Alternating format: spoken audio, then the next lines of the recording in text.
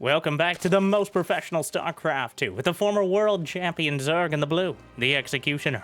It's Rogue. Facing off against the top tier Terran in red, we have Bunny in a best of 3 Terran versus Zerg showdown as part of Wardi's $5,000 Winter Championship. And while I'm flattered, it'd be awesome before we get started if you could smash that like button, maybe even subscribe. That'll be kind of the algorithm. And Jimmy, what do we have? 1,812 likes on this video, on this cast, and I'll cast another one. And I'll probably do it anyways because I don't know what else I'd do with my life. But thank you for watching. Hopefully, you've had a good day so far. And hopefully it's about to get just a little bit better. Then Bunny, who has unwelcomed and unexpected neighbors on his front lawn right now. The Zerg not well known for being so peaceable when it comes to domestic disputes, and well, not to be deterred, he went command center first, which, well, nobody, despite how aggressive this forward residence is, Rogue went 3 hatch before pool, and Bunny went command center first into 3 racks. So both players essentially bluffing their way economically in a very tense military situation. And, well, did he SCV scout? He did not. SCV ready. Well, if Rogue was actually doing something... Now, this may be the rare scenario that Rogue gets out-bluffed. Because if Rogue had built a pool in a timely fashion instead of just using this as a very, very in-your-face placeholder, Bunny might just die. But Rogue expecting Bunny, for some reason, to be a more middle-of-the-road Terran instead of hopping past him in such a dramatic fashion. Well, the SCV on the low ground, a couple Zerglings in production, the Overlord, bunker on the high ground as any opportunity to build one down there. He didn't even have a barracks done in time by the time the hatchery was finishing. Shoots his own bunker, which makes for good target practice, testing it. And, well, 4 Zerglings are scouting around just in case, because it is a little odd he didn't make any attempt to build a bunker down the ramp. Rogue doesn't know it was a command center first. He just knows there's no command center on the low ground for incredibly obvious reasons. And I've arrived! What is happening here? Brenda, what? Sorry. The Overlord gonna get chased down, and there's not nearly enough lings to actually deal with this. Gonna cut some off, and Bunny just disrespecting this entire push. Casually pumping out the Marines. Already clearly has too many for Rogue to deal with. The Queen is assassinated immediately. More Zerglings popping out and popping into the unit's loss tab almost as fast. An Overlord was built here. And a series of, well, semi-forced errors out of Rogue as Bunny just completely dismantles this with the simplest possible methodology. Just a bunch of dudes. They don't even have drugs, but they do have guns, and that seems to be enough.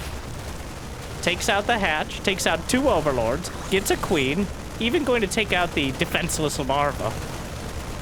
Which, yeah, I mean, otherwise it'd just get dehydrated off the creep. But Rogue's not done. He's got Zergling speed on the way. He's got a 3rd hatch coming up back at home. Not too much quicker than Bunny's 3rd command center, because of course he is.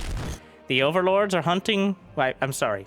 I got ahead of myself. The Marines hunting for Overlords, or any sort of scouting Zerglings.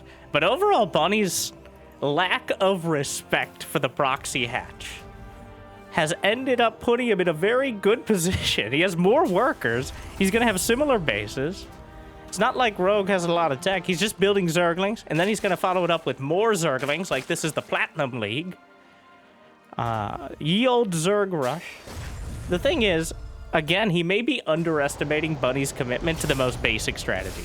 It's 39 Zerglings against 17 Marines, which, on the open field, with nothing to back them up, might be enough to overwhelm them. But with most of the Marines... Oh, it's bait. A masterful bait out of Bunny. Or was it? Well, he set the hook here. And there's enough Marines on the ramp. The boys are pulled. And... Bunny did a great job of making it feel like Rogue could get some damage done. But, well, the certain facts of the matter don't necessarily care about your feelings. As I've heard great philosophers say before, though, Bustin' makes me feel good. Well, on that note, or any other note, a Baneling nest is on the way. Rogue has 39 drones. He's making more lings. So he pumped out another round, but it looks like he's pumping some more aggression as opposed to pulling back into a more macro-oriented game. When you do that sort of damage to Terran, not necessarily a lot of economic, but you kind of forced their hand. They're going to make Marines, and more Marines, which no Terran hates doing, but limits their options. Banelings are technically a counter. Practically, it's been a long time since Marine King started splitting on the high ground on a ramp against slow Banes and looking like a 500 IQ genius. And he was 15 years ago in 2011. Now you'd chastise a gold leaguer for not having a better position. But 10 Banelings are on the way. 2 medevacs. Stim is going to be done. Bunny has all the tools with which to deal with this. And now he puts his tools in the medevac and boosts away because Rogue doing a Baneling bust at this timing is completely and utterly inane. Completely unexpected. And now Rogue, the ultimate gambler, will commit everything. And he's going to completely clear the natural. He's going to take out one engineering bay. He might get both because there's another one back there. The drops come all the way back home. Nothing done besides creating a much more awkward situation back at home. And by awkward, I mean horrible. The SCVs will be slaughtered by the dozens. The engineering bays torn asunder. The wall taken down. And now Bunny does not have enough Marines to hold the low ground. And retreating to the high, he scans. He scans to see if he can leave the game yet. That's what that scan is. It's not, oh, can I get some damage done? It's, is he so far ahead I can just leave the game without silly casters calling me out on it? The fact that Rogue is just now building 2 gas geysers and 2 Evo chambers means that no, Bunny, you cannot leave the game. He agrees. Because Rogue doesn't have such an insurmountable advantage that he can't compete. If Rogue already had layer tech, upgrades, that's most of it, layer tech upgrades, then it's almost impossible. But the cost effectiveness of Marines and medevacs has never been understated, and almost never could be. So there are still options, but because Rogue quadrupled down on the all-in, the first lings didn't work. The second lings, the Proxy Hatch didn't do it. The first lings didn't do it. The third lings technically did it. I lost track of my numbers there, which is a little bit concerning. But moving on. 4th base under fire. The Marines will be able to take... Brenda! No, that's just Karen. Now, she's just gonna complain at the next Hatchery Owner Association meeting. She's gonna complain regardless. Or did she fill out the form? I don't... The Marines getting caught. But Rogue, actually a little supply block. A bunch of Overlords on the way. Make no mistake. It's a desperate situation for the Terran. But again, there's a reason Rogue didn't leave the game. And it's because while the Zerg is still on Lings and Banes and similar upgrades, there's a dream that he can find that perfect engagement at the right angle.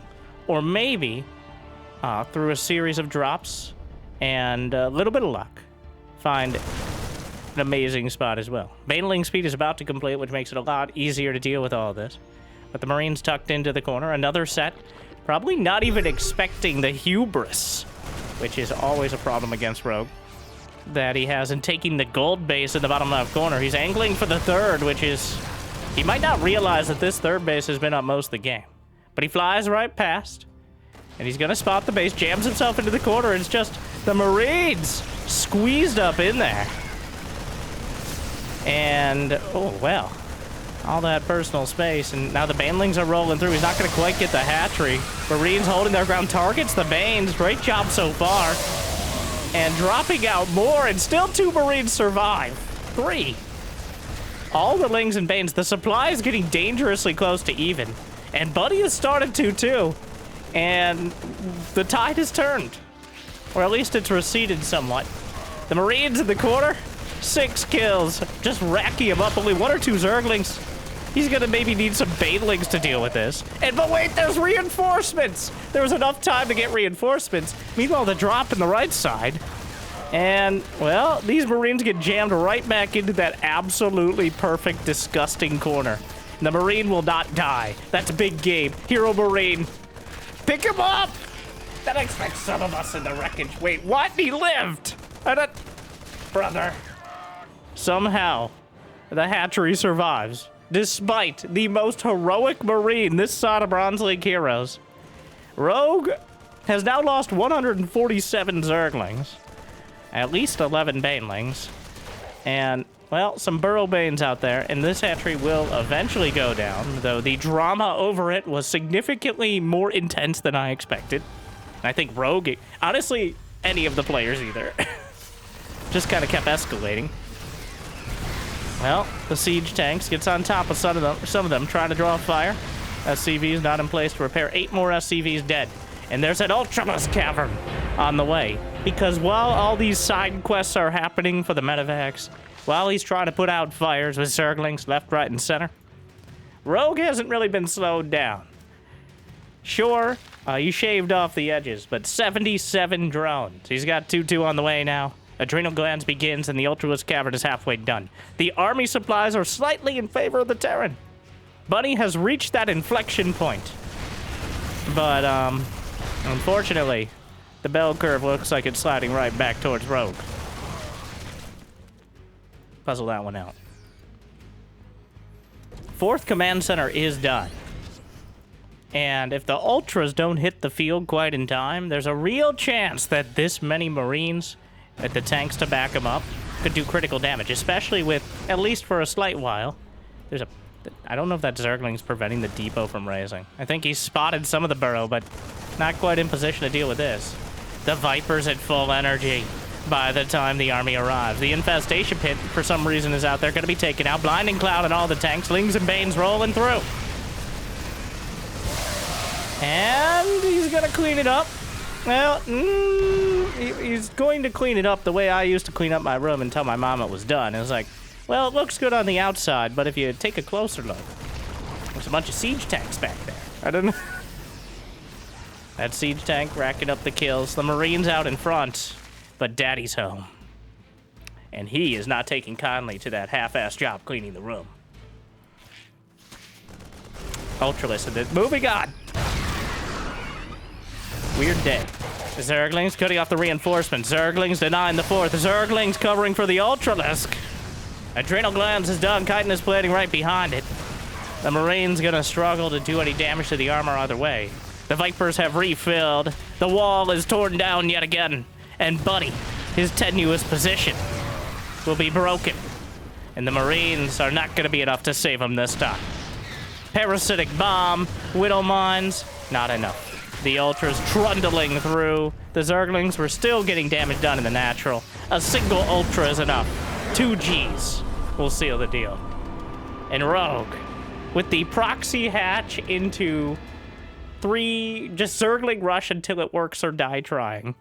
Not the most elegant strategy, but it turns out being effective. Rogue. The proxy hatch was actually pretty mediocre. The Zergling rushes were ill-conceived, or so it seemed. Buddy completely blindsided by the Baneling bus, though. It is so incredibly ineffective if they're expecting it at all. Even if they're not expecting it, they just have their units at home. But no. He didn't have his units at home. He was so confident that Rogue had it.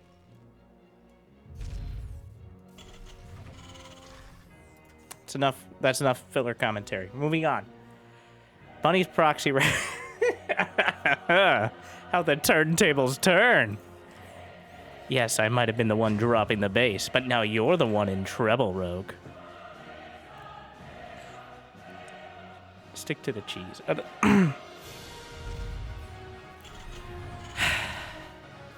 A straight-up proxy racks out front. So, what I love about this, one, is if Rogue proxy hatched, he'd probably scout it. But he's gambling that Rogue won't do it again. It'll pay off. Also, when you send out overlords to scout for proxy racks at this level, you almost always scout to the sides. So, somewhat paradoxically, or at least counterintuitively, putting your barracks right down the center of the map is one of the least scouted locations in most games. It's still a bit of a mind game, but at its core, StarCraft 2 is something of a poker game, where you're just kind of counting on a certain range of strategies, and sometimes they just get lucky.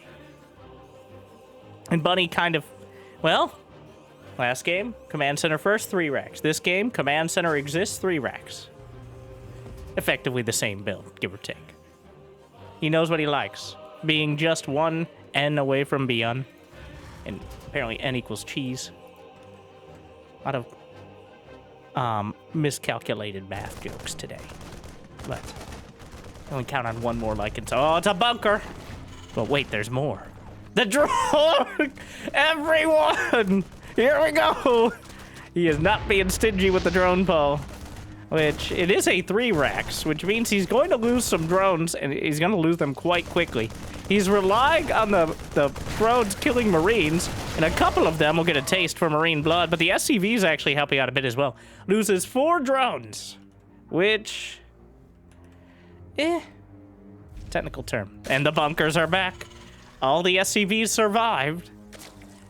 Back at home, there's an orbital command, and Rogue... he has to make a very hard call on how hard he wants to try to break this. Because if he doesn't pull everything and it gets entrenched, it's going to be even worse. But if he does and doesn't break it, he just loses the game. Knocks out some of the SCVs, might deny the bunker finishing, but the Queen targeted down. Will Bunny send another SCV? Is it worth it? I think it is. That he's going to leave the bunker there because it's quite an effective distraction. And the threat of sending another SCV is still important as well. The Queen slowly working on it. Churlish. Insubordinate. These Terrans need to get off my creep. Oh. Now that we already drove them back, you're all talking the big talk, Brenda. I don't talk small. I know. Sorry. Blacked out. Zergling speed is a long way off, considering Rogue is not mining gas, because he pulled pretty much all of his drones into this. The Marine count is growing again. The Spine Crawler, trying to burrow down, but it seems to take about 3 years to do so. It's a little optimistic to try to get the Spine, but the Zerglings are boxing out. The Queen has enough for a transfuse now. Very important here. Gonna get the full heal through. Bunny's just still making Marines, and Rogue has had 17 drones. A single Zergling is going to get up the ramp, and will it be enough to see the factory? No, he sees nothing, but he knows exactly what he's about. This wasn't some haphazard cheese. This was some finely tuned cheddar.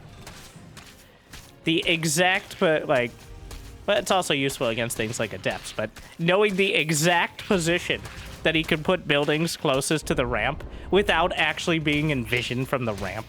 If it was an Overlord, sure, of course I would have seen it. But Overlords are kind of a big deal when they're killed. And now Rogue! Okay. Oh, Rogue saw the Marines coming back with this Overlord. And just before those 2 Spine Crawlers finished. Ah. Yeah, it's like you, but more effective. Yeah, barracks don't provide supply, but they actually move faster. Fun fact. And they can be repaired. Oh. Yeah, but healing costs energy. Oh.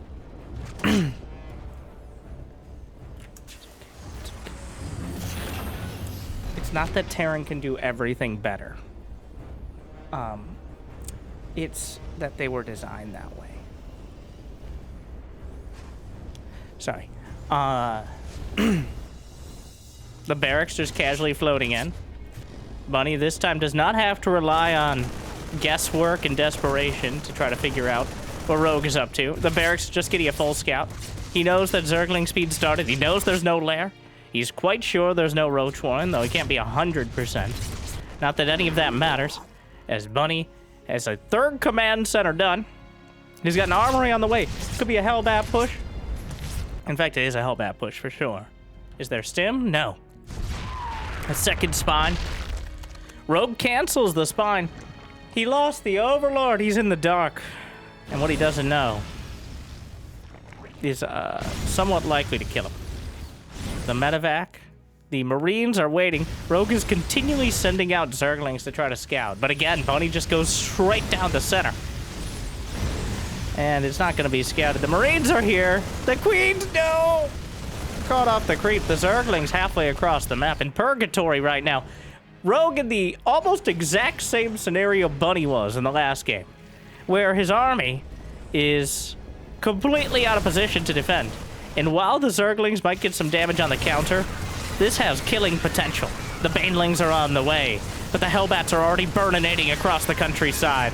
The Marines are spread enough. The zerglings actually get into the main, and if Rogue could just stop this somehow, then he may have actually done enough damage. The thing is, this army will slowly but surely kill everything. Quite surely after Rogue taps out, and we're all tied up, going to match point. I'm excited to see what they have in store for us.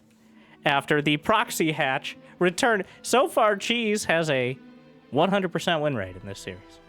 None of it killing immediately, but doing, you know what they say.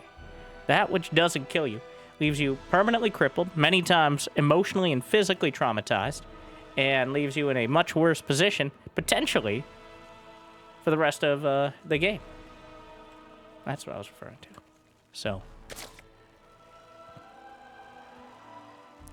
that's what I think Abraham Lincoln said on 4chan, according to Michael Scott. Winter Madness is also the name of the map. And there's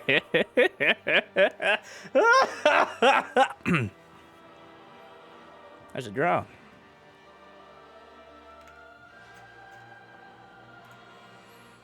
What are you doing out there? We've had first proxy hatch, but have we had second proxy hatch? We have now. Rogue is back at it again. There will be no game without cheese in this series, however you slice it. We'll just have to see if his is sharp enough, or it can be blunted. We'll see if Bunny is intolerant, or if he's able to handle it. He did not SCV scout. He did not go command center first, which, honestly, I'm not sure if that leaves him in a better or worse position.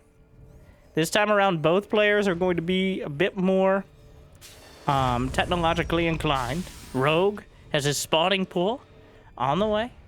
He doesn't have a third hatch, and that SCV does a double take. Well, butter my biscuit. You get biscuits? It's a figure of speech. I don't know.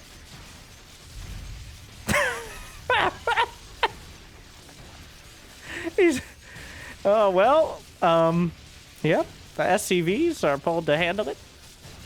And will Rogue cancel and do the Evo block? No. Sure, just there. Just chilling. Reaper gonna help out. Like one, he's gonna get the supply depot 111 because he's gonna get supply blocked, and 2, make sure those broodlings don't get in. There's an Overlord in production. So eggs have, fun fact, all Zerg eggs have different amounts of armor when they're morphing as a cocoon. And it's not super intuitive what that is, but the most of all is the larva egg, which has like 30 armor or something. That's why it's so impossible to kill, but you can kill it very quickly with like liberators or spell damage, but it takes like 100 Marines multiple seconds to take out one. It's because that egg is somehow the most hardened material in the entire game.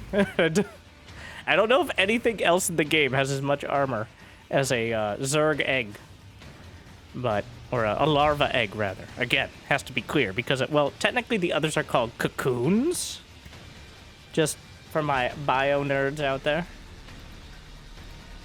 That's kind of redundant. I know. Over to one Marine. There's a third command center on the way, of course. Third hatch. So, a little bit of macro roadie and cheese here.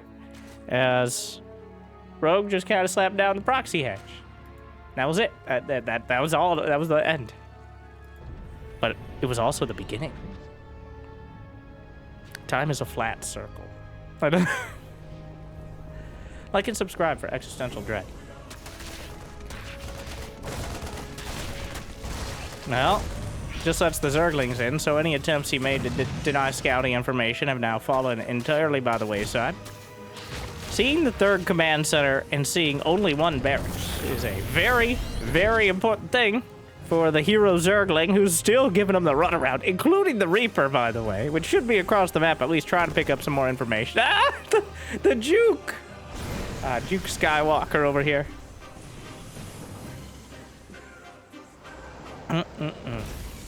+1 Carapace, which covers everything but buildings, which, in my opinion, well, let's not get into that. I would never sully this pristine cast with my personal opinions.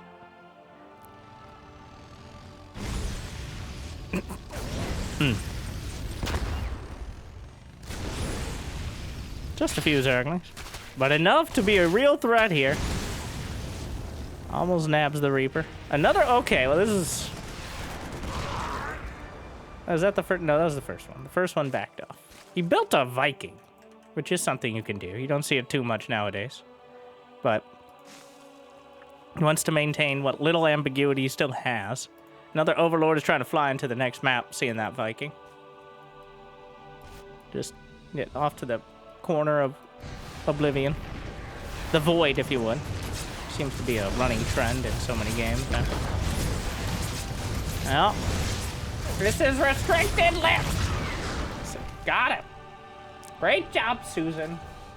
Oh, thank you, Brenda. For you. There it is. I don't know.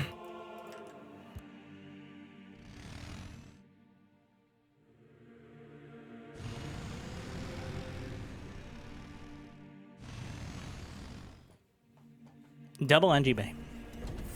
It's gonna be the Liberator.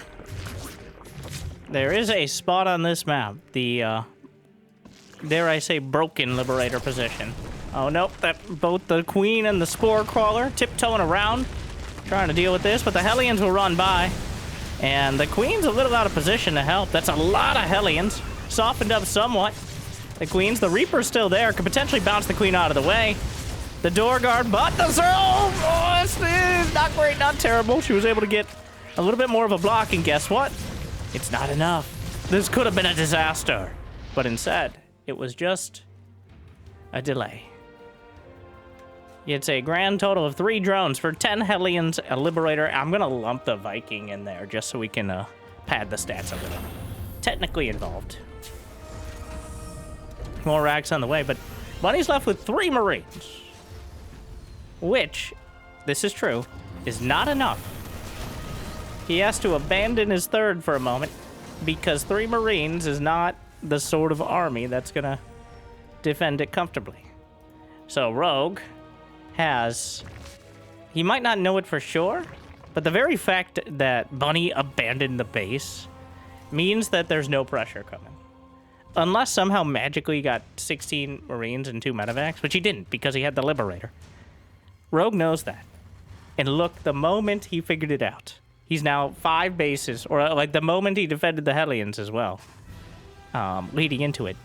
5 bases, 77 drones, double upgrades, infestation pit. The whole spread, including the creep. Rogue is grabbing the map with all appendages. Find more appendages on my Dronely fans. Jimmy, just put a Patreon ad there.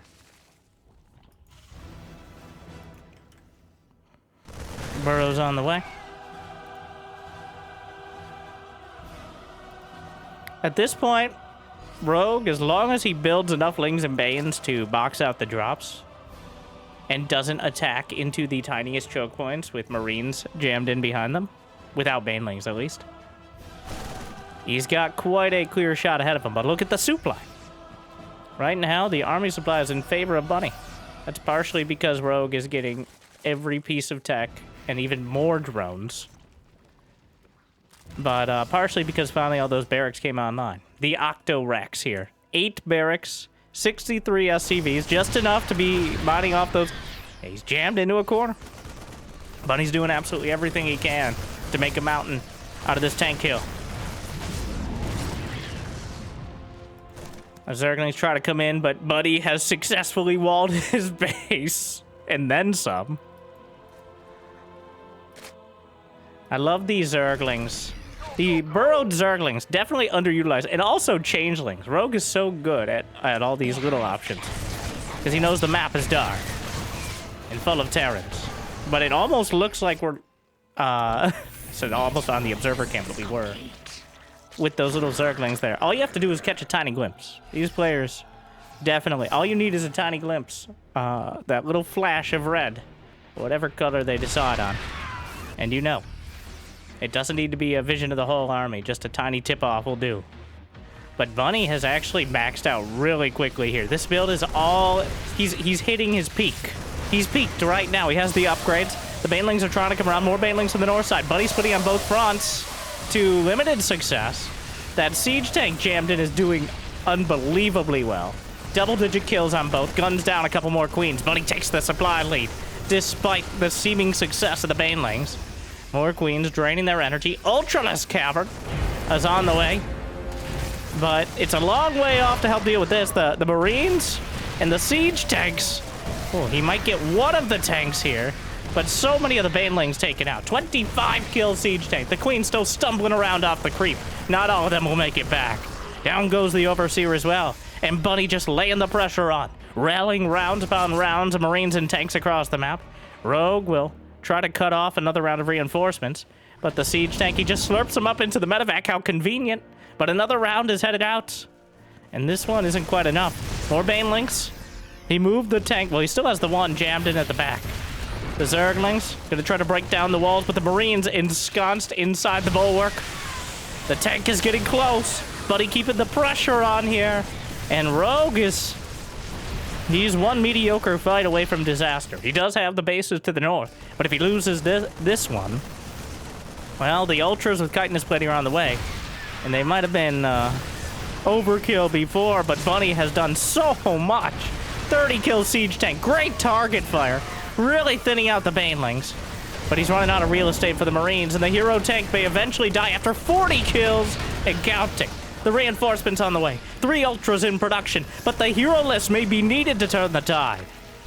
3 Ultras chitinous plating halfway done, but Bunny's stuck on 1-1, which means even without the armor upgrade, the Ultras are going to be a whole lot to contend with. They can throw their weight around even more than your mother, and the tank overrun. Rogue now has an upgrade advantage, and you can really feel it when these fights are happening. No longer are the Zerglings getting gunned down and the Banelings left behind. Did he even scan the Ultra, or did he just give up when he saw the next round? I need to know. Oh, as well, the Ultras pop out, but the fight goes so poorly. Oh, wait. And, the GG list. This is the ideal use of Ultras. Yeah. This is the Bunny cam. Sees the Ultra. Types GG. Bringing us to our bonus game that I've been holding on to, and I didn't know. Speaking of Ultras, we saw one here, but they're going to find a little more use in our anti-splitter bonus game. Rogue versus Maxpax. I was trying to find a series to jam this one into, because I caught a glimpse of it.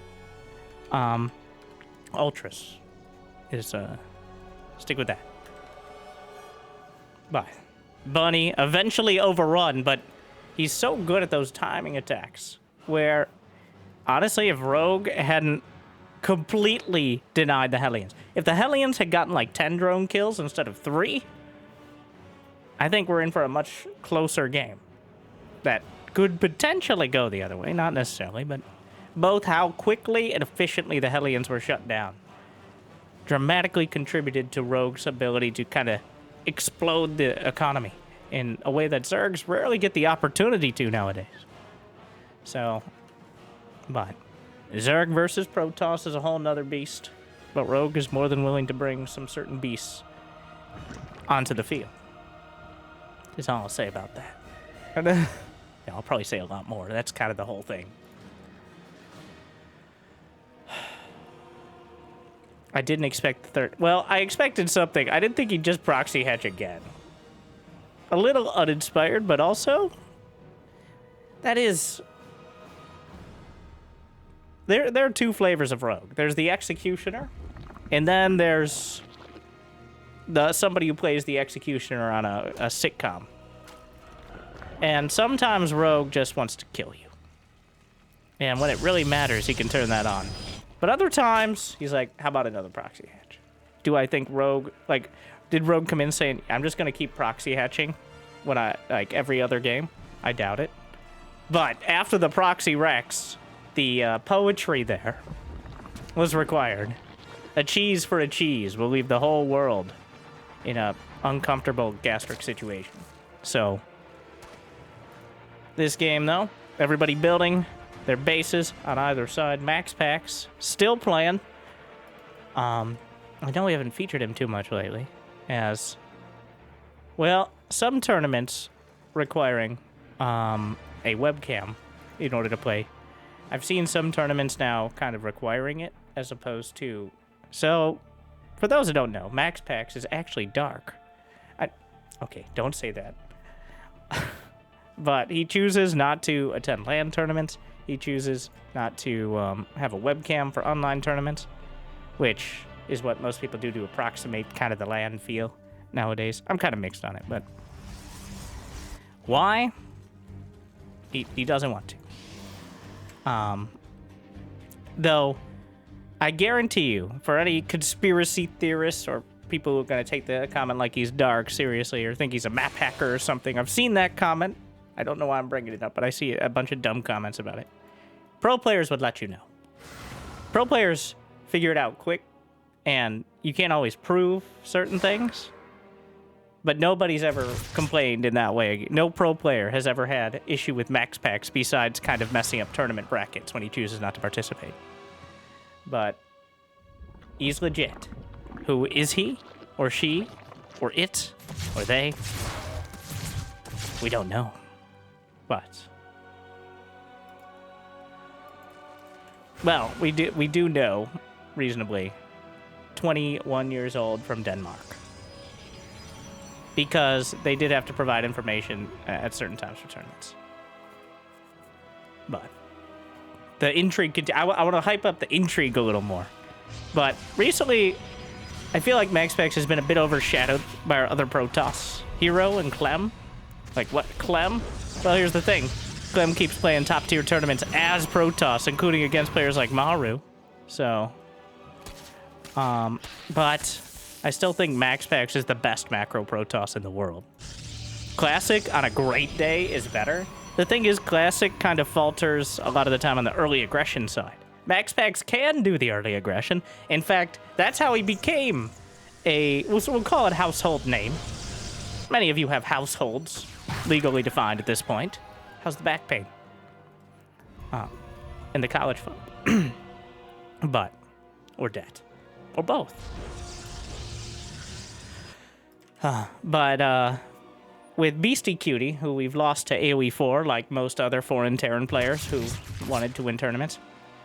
Looking at you, Marine Lord. Looking at you, Demuzzle. Looking at you, Lucifron. Actually, quite a list, right? But was the one-gate proxy build. The macro proxy. So, originally, Maxpax was known for cheesing. It's effectively a cheese. If you don't know what's coming, it's a way more effective. But now, I feel like he's swung incredibly hard, the pendulum in the other direction. Like, just a very solid... Since Hero is off his rocker, and just continues seesawing, or maybe parasailing around, and Classic is so late-game focused, like, we don't have a safe, steady Protoss, especially not one that actually plays all three matchups. So Maxpax is that Protoss, and there's no question about it.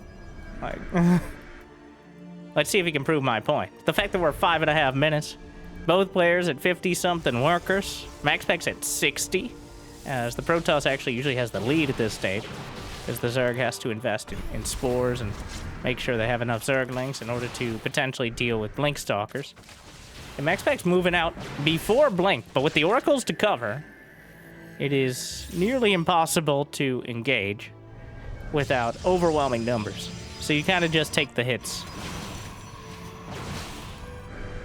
In fact, Pig did a great interview with Raynor on how Zerg doesn't really feel like Zerg anymore, which is an opinion I share in many ways, and you should really check it out and support anything that isn't just casting the same 8 players over and over again.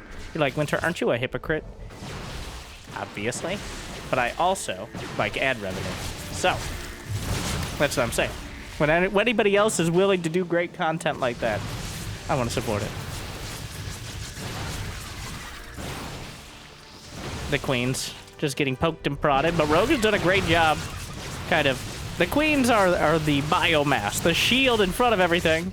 So that way the economy can still be at a reasonable state. And Rogue has 5 bases. He's building a few dozen zerglings at a time. Now 69 drones, which is a nice enough economy. And up. How did you not see that? Why don't we have detection? We cost enough. No, they wouldn't let us have that, Susan. We'll take it from them, for they're called dead hands. What the fuck? Anyways, Hive is Hive at 7 minutes against an actively attacking Protoss. Now, Maxpax clearly not committing everything. Rogue doesn't even know about the 4th base. That's already done, by the way. The oracles, so far, holy shit. 60 zerglings, 2 drones, and 2 overlords dead. Incredibly notably, only 1 adept, and it probably wasn't even with that army. But also no queens died throughout all that. That is, like, the definition of passive-aggressive. Maxpax going exactly as far as he can go without losing literally anything. He has multiple stalkers in the red and orange. The oracles are both in the orange as well. Just juggling as much as he can to keep the pressure on. But has he successfully sandbagged Rogue? Rogue has a Hive finishing. He's got 82 drones. Storm, and immediately. Ultraless Cavern. Adrenal glands. Baneling speed.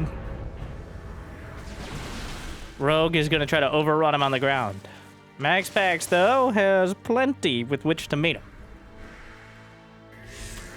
He's got the Ultras so far. Still has only lost that 1 adept. That's not going to be true for much longer. But the Stalkers blink forward to try to box out. The Oracle's at the back. Here come the Zerg, though.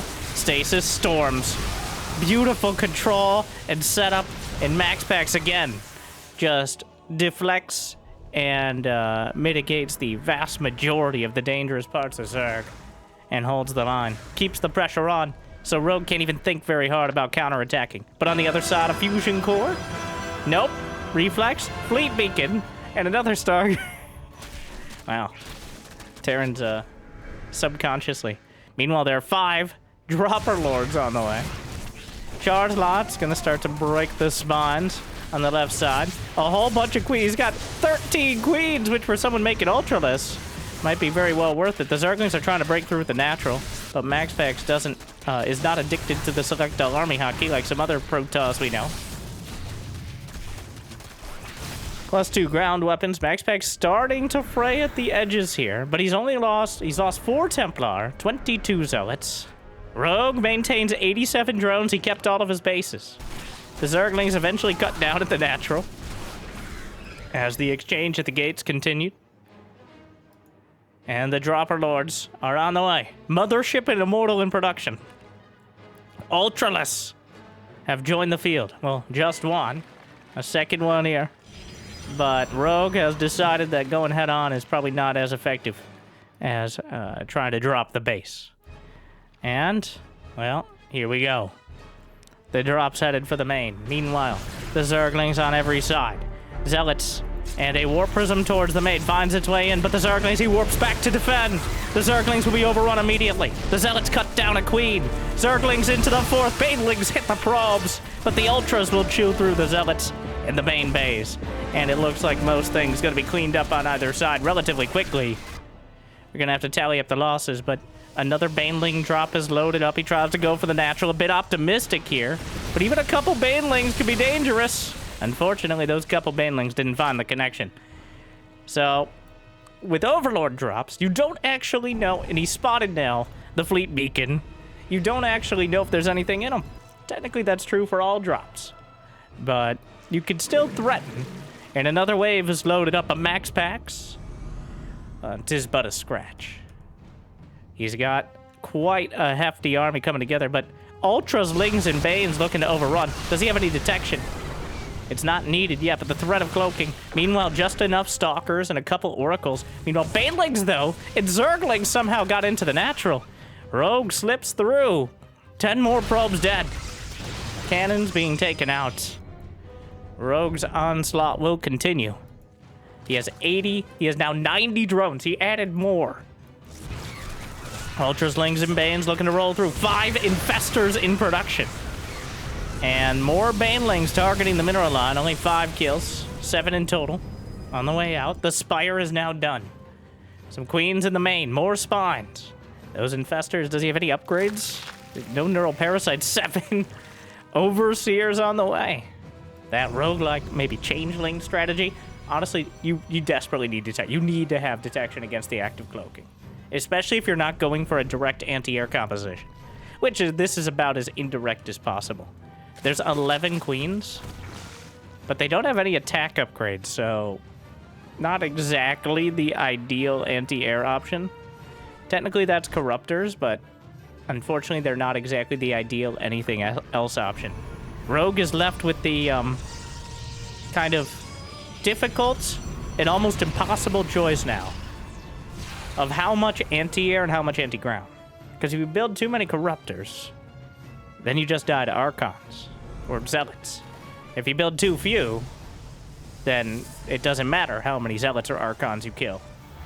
So, thing is, Maxpax is going carriers as well, which is better against most ground, but not against Microbial Shroud. A specific, yet actually useful scenario. Microbial Shroud reduces all ranged attack damage under the Shroud by 50%. All. For both sides. All sides. So, only works on ground units. But that means the carriers, which also always struggle more against units with very high armor, like Ultras or Queens, who have some base armor, are going to struggle even more.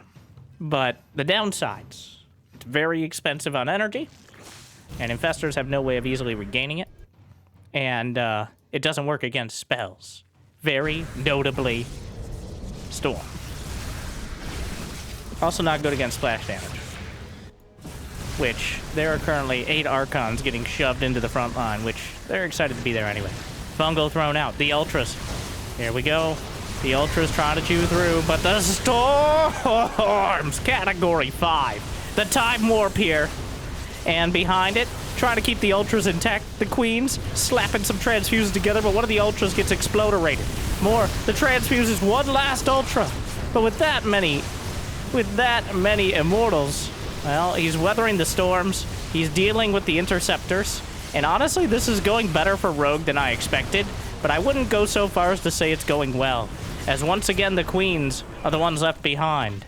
Rogue tries to refill. He does so with 8 Ultralisks and 50 Zerglings, which is also like refilling with intense optimism. He still has no direct answer for the carriers. He has no way to deal with this more intense deathball here. But the Interceptor count has been reduced dramatically. The Storms damage both sides, including those Interceptors. The Microbial Shroud is helping out even against the Immortals. The Ultras are chewing through, doing a great job underneath. The Queen's getting close enough to do some damage to the Mothership of all things.